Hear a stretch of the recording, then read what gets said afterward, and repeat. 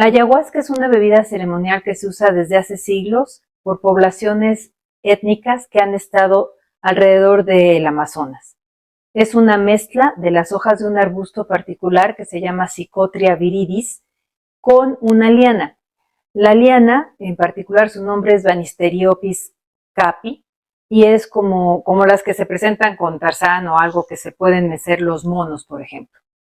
Esta mezcla tradicional se utiliza en ceremonias, normalmente cerca de ambientes naturales, y produce cosas relacionadas con los alucinógenos clásicos de los que ya hemos hablado en otras cápsulas. Imágenes vívidas con los ojos cerrados o con los ojos abiertos, alteraciones en la percepción de los sonidos, cambios en la forma de pensar y de interpretar la realidad, distorsión del espacio y del tiempo, del propio cuerpo, estados de introspección profunda, que quizá esta es una de las características más particulares de la ayahuasca, y lo que se conoce como disolución de los límites o disolución del ego, según algunos autores, que es como sentirse uno con todo el universo, con el entorno, como que no hay diferencias entre mi cuerpo y lo demás, y quién soy yo y lo demás. Estas experiencias son emocionalmente sumamente intensas y significativas, y en algunas personas pueden derivar en estados de ansiedad importantes.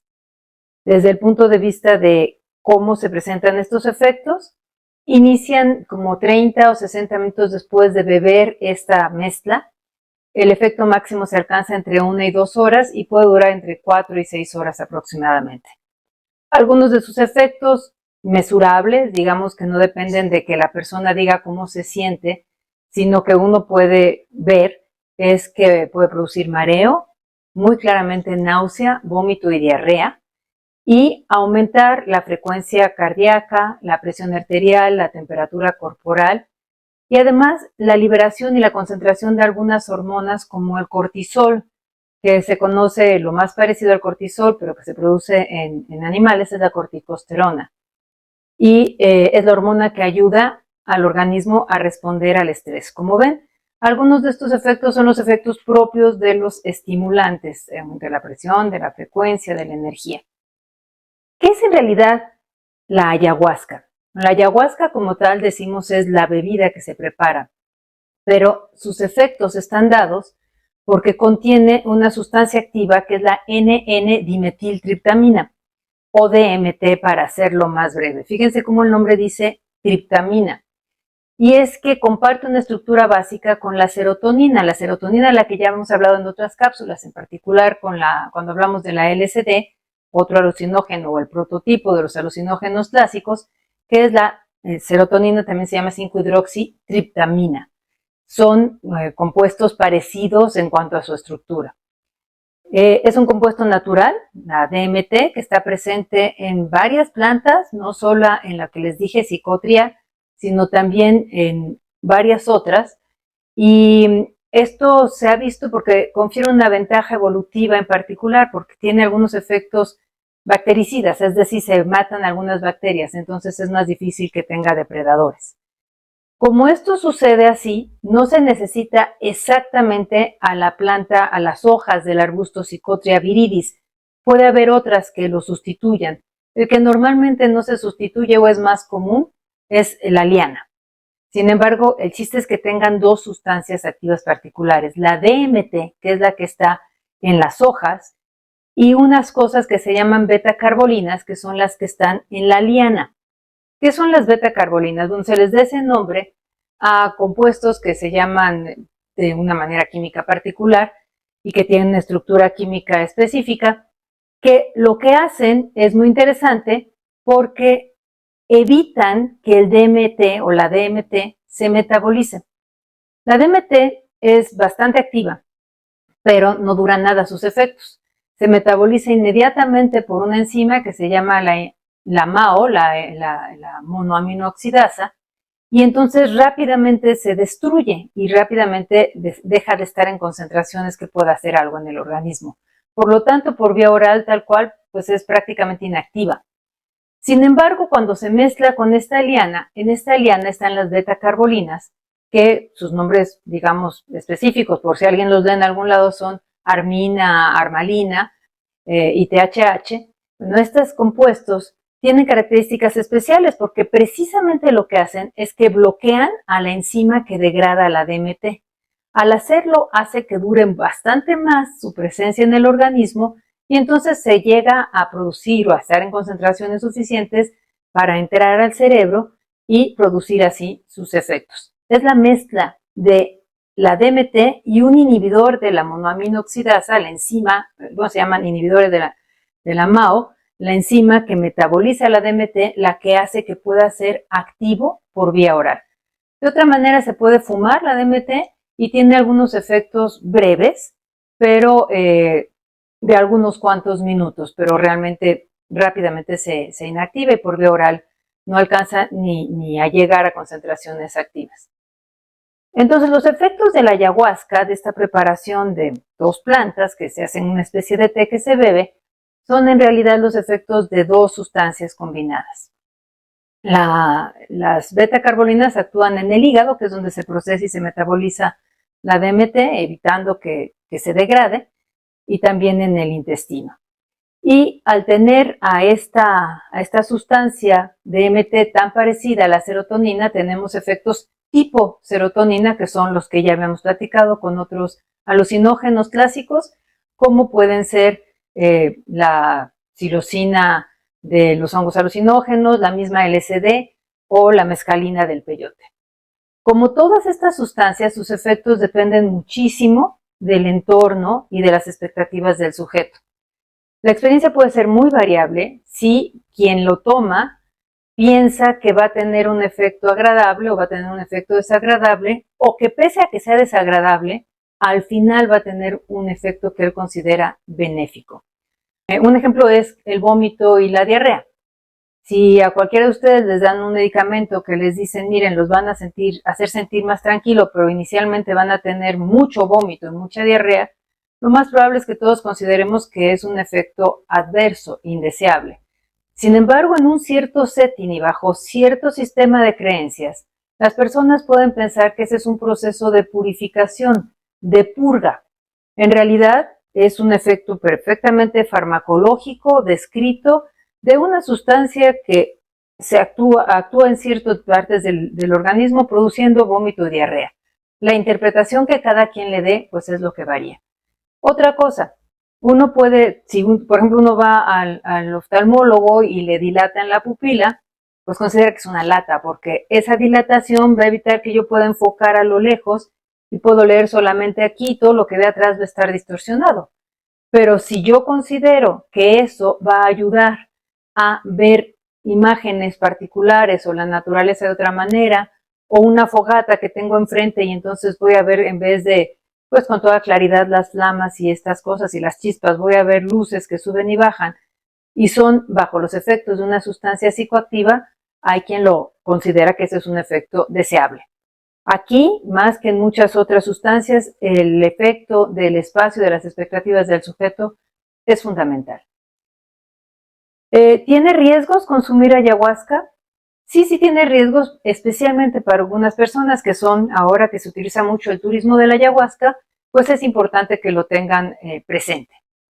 Primero, si están tomando medicamentos antidepresivos o cualquier medicamento que aumente los niveles de la serotonina, porque lo van a combinar con algo que en sí mismo va a aumentar la transmisión, la comunicación de la serotonina. Y esa comunicación de la serotonina hasta cierto punto es normal, pero una vez que se pasa de algunos niveles aceptables, empieza la hipertermia, esta fiebre, digamos, en el organismo que puede llevar a algunos efectos adversos y otras cosas que pueden derivar en el síndrome serotoninérgico del que platicaremos en otra cápsula, pero que brevemente consiste en una intoxicación por un exceso de serotonina y que es una emergencia médica que requiere ir a un servicio de urgencias para hospitalización y estabilización del paciente. Por lo tanto, las personas que están tomando antidepresivos, muchos de los cuales aumentan el tono de la serotonina, pues pueden llegar a estos niveles tóxicos. También quienes tienen trastornos cardiovasculares, en particular quienes tienen la presión alta, porque algunos de los efectos de la ayahuasca son precisamente aumentar la frecuencia cardíaca y aumentar la presión arterial. Si ya la tienen alta, desde luego esto puede llegar a niveles pues más importantes. si tuvieron cirugías recientemente, porque el vómito puede ser realmente muy intenso, si padecen epilepsia, porque es posible que esto lo desencadene algún ataque, si tienen problemas gastrointestinales como gastritis o úlceras, están produciendo el vaciamiento del tracto gastrointestinal con todos los ácidos, y esto desde luego lo puede empeorar, y en general con cualquier problema de salud que deberían de poder platicarlo antes. También es importante considerar que la pérdida de líquidos por el vómito y la diarrea, que no es poca cosa, puede llevar a una descompensación y una pérdida de electrolitos. Y esto, por ejemplo, puede ser importante en quienes se descompensan fácilmente, como pueden ser los diabéticos.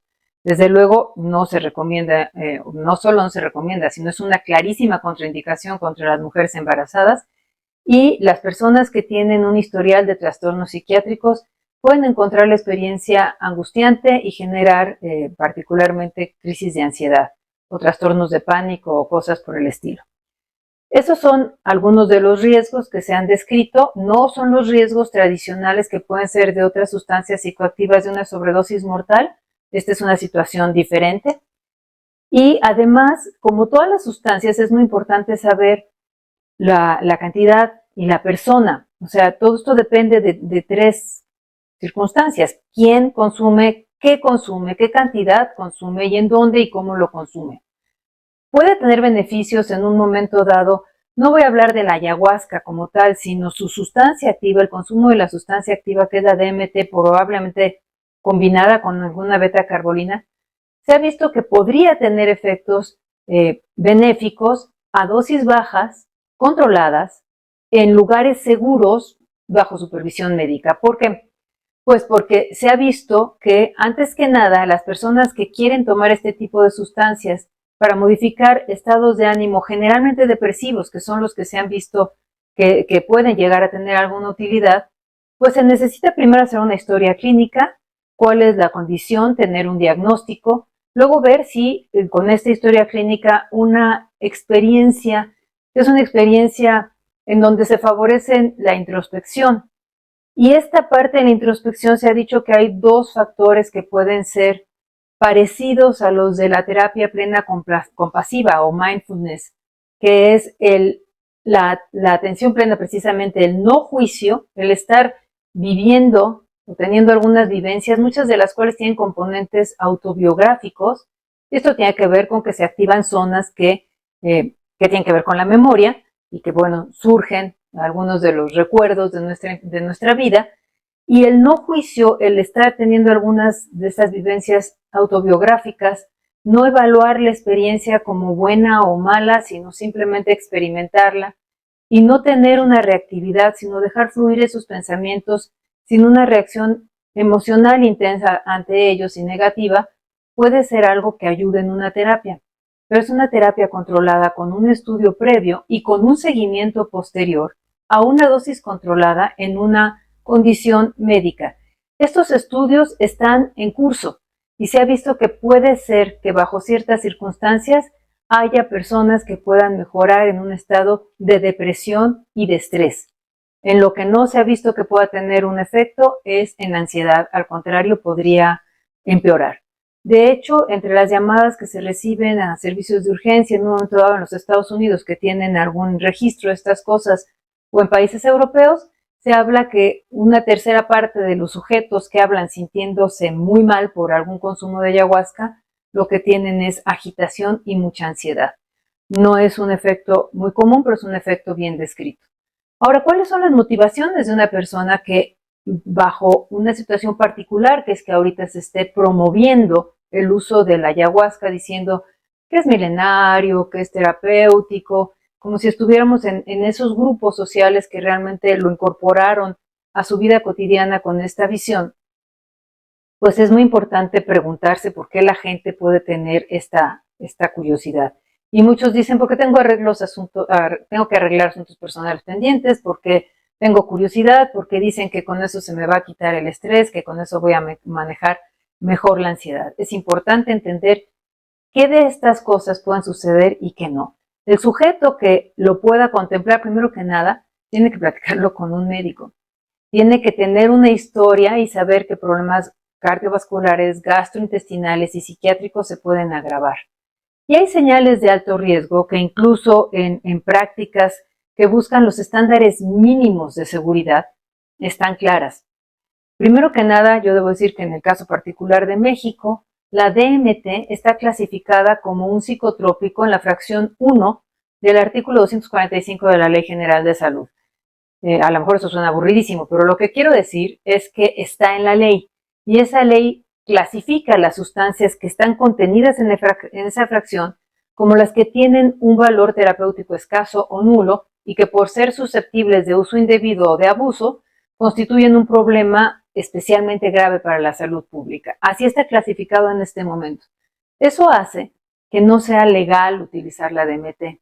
¿Qué pasa con la ayahuasca? Sabemos que la ayahuasca tiene DMT, pero la tiene que combinar con una planta y es un uso tradicional. Entonces puede entrar en una situación en donde sin duda no tenemos clínicas especializadas de manejo de DMT, no tenemos, digamos, turismo debidamente regulado en donde se pueda buscar una experiencia de consumo de DMT en condiciones seguras, sino que tenemos un turismo que es informal, que se ha puesto de moda, de personas que saben que la DMT está pues muy controlada, bueno, se considera un psicotrópico de los más controlados, sin usos terapéuticos reconocidos, y que esto lleva a que son muchas de estas actividades alejadas de un entorno de seguridad, tanto jurídica como de salud. Por lo tanto, las señales de alto riesgo en el consumo de ayahuasca, y digamos que lo mínimo que una persona que tenga salud y llegue a decidir que en algún momento dado experimentar, lo mínimo es que haya una evaluación clínica previa, que se tenga una posibilidad de ir a un servicio médico cercano, y las mayores señales de riesgo son que hagan a las personas, y así sucede en la gran mayoría de las experiencias, firmar un consentimiento en el que exime de responsabilidad a los organizadores. Usted está participando aquí bajo su propio riesgo y en ningún momento va a ser responsable a los organizadores de cualquier problema que pudiera tener en su salud. Téngase en cuenta que si uno firma eso, cualquier efecto adverso que pueda tener cualquier tipo de consecuencia sobre la vida de una persona, incluyendo simplemente gastos médicos, no hay manera de pedir una compensación. También diciendo que es un turismo que se acerca a la situación tradicional de hacerlo en la naturaleza, se hace generalmente en lugares en donde se toman pues, vehículos para alejarse de las comunidades e ir a comunidades llenas de un entorno natural. Con mucha frecuencia, al llegar ahí, están en ayunas, les dan gotas para dilatar los ojos, que desde allí el efecto ya de lo que uno está percibiendo es diferente, y la gente empieza a tener este vómito que los que están guiando la experiencia les dicen: no te preocupes, es catártico, es purificador. Si esa persona se empieza a sentir mal y se alejaron de las zonas en donde están los servicios de salud, puede tener un síndrome serotoninérgico, puede tener una descompensación si es diabético, puede caer en alguna situación muy molesta simplemente por gastritis, por una cosa de este estilo, y no tiene manera de atender a un servicio médico. Esas son las cosas que cada persona debe de tener cuidado en analizar y saber que si bien hay una esperanza terapéutica en dosis muy bajas, controladas, con médicos que tienen un seguimiento previo durante la experiencia, después de esta introspección se les ayuda a manejar lo que vivieron, lo que sintieron, y un seguimiento a largo plazo, muchas veces además combinado con otros tipos de terapia y a veces también con medicamentos. Esto es una esperanza terapéutica. El turismo de ayahuasca, que ofrece que sea con chamanes, muchas veces son personas de fin de semana que tienen cualquier otro trabajo entre semana y que evitan la responsabilidad sobre las personas que se llevan a vivir la experiencia. Si quieren saber más de esta y otras sustancias, sigan con nosotros aquí en Cerebro y Adicciones.